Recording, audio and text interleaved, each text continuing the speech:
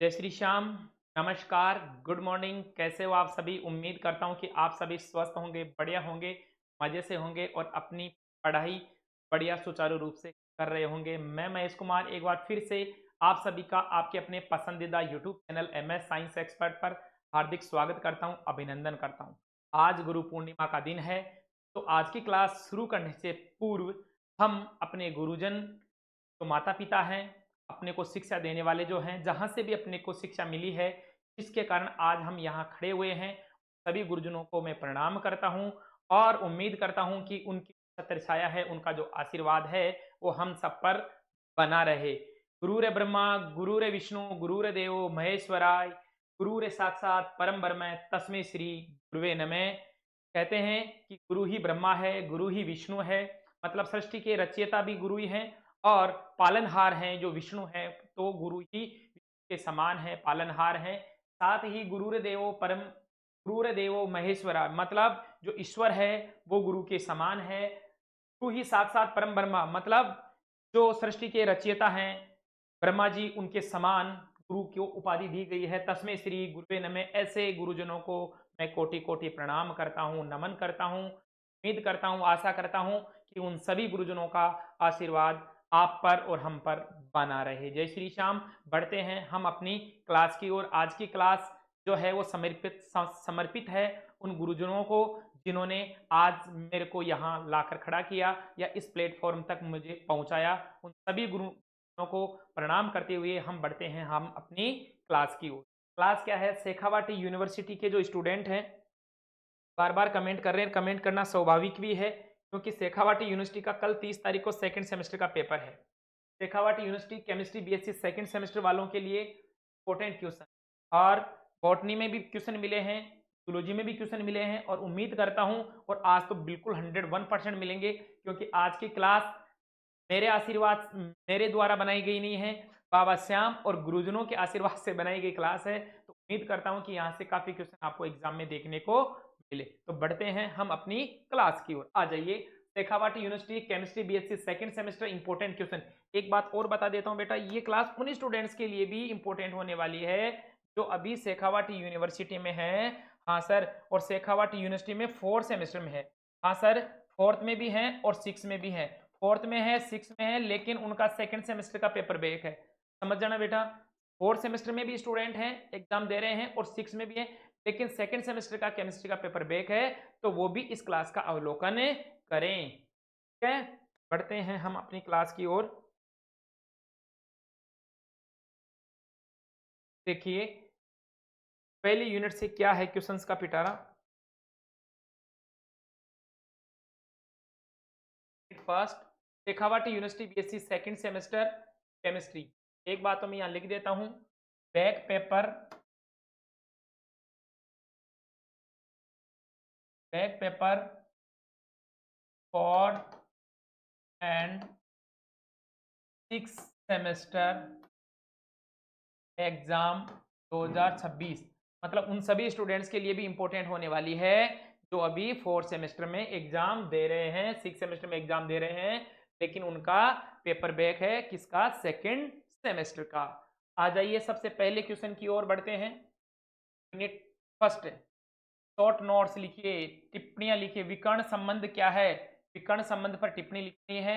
इसके अलावा सल्फर और फास्फोरस के ऑक्साइड, सल्फर के ऑक्साइड क्या है, कैसे बनते हैं, और फास्फोरस के ऑक्साइड क्या है, उनके बारे में टिप्पणी करनी है।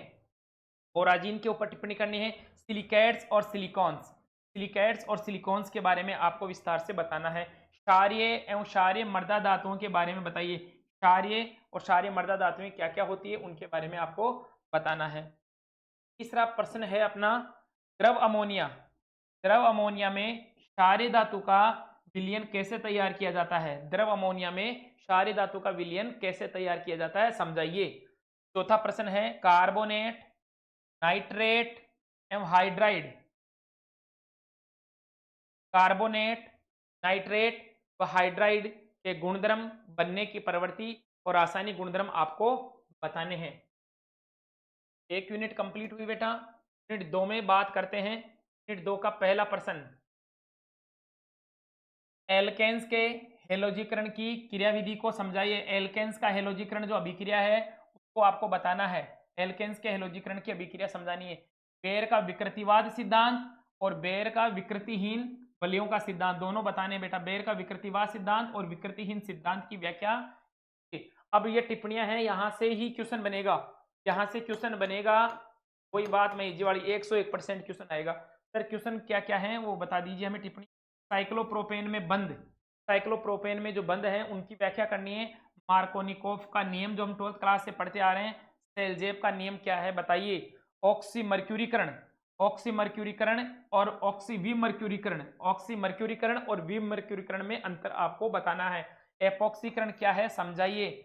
ओजोनीकरण को विस्तार से समझाना है।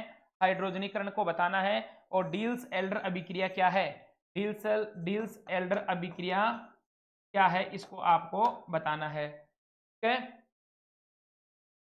यही है ना इसमें, तो बिल्कुल यही है सर। और देख लेते हैं यूनिट संख्या 3। क्या 3 क्या कह रही है सर, ऐसे कह रही है,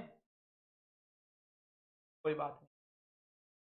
हाँ, किरचॉफ के नियम को समझाइए। किरचॉफ का नियम क्या है विस्तार से समझाना है। कार्नो चक्र व कार्नो प्रमेय, कार्नोट चक्र व कार्नोट प्रमेय के बारे में बताना है। जूल थॉमसन का प्रभाव, जूल थॉमसन का प्रभाव, जूल थॉमसन गुणांक, जूल थॉमसन प्रभाव भी बताना है और जूल थॉमसन इफेक्ट भी, ओ सॉरी गुणांक भी आपको बताना है। इन्वेंजन ताप, इन्वेंजन टेम्परेचर क्या है वो आपको बताना है। उष्मागतिकी का द्वितीय नियम, देखो प्रथम नियम द्वितीय नियम जो भी है, लेकिन यहाँ पर प्रथम नियम दिया गया है। उष्मागतिकी का फर्स्ट लॉ आपको बताना है, first law of thermodynamics. Entropy की अवधारणा, कंसेप्ट ऑफ एंट्रोपी।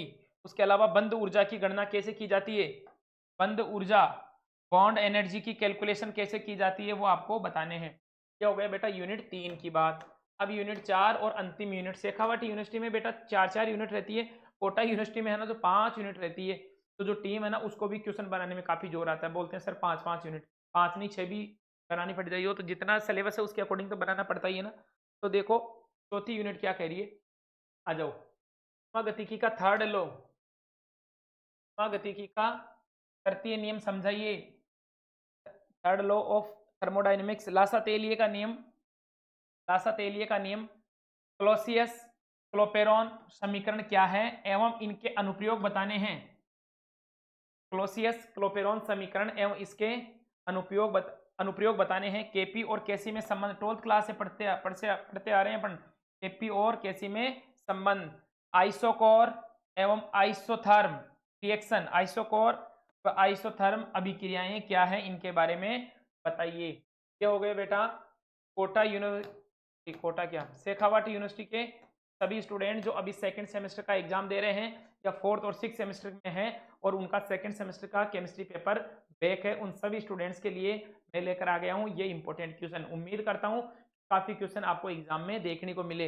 ये कह रहा हूं अगर एक क्वेश्चन भी एग्जाम में ज्यादा आएंगे, लेकिन फिर भी मैं कह रहा हूं अगर एक क्वेश्चन भी एग्जाम में आ जाए तो आप कमेंट सेक्शन में एग्जाम लिख देना, मेरी मेहनत सफल हो जाएगी। ठीक है, मिलते हैं नेक्स्ट क्लास में, तब तक के लिए जय श्री श्याम, राधे कृष्णा, आपका दिन मंगलमय हो, धन्यवाद।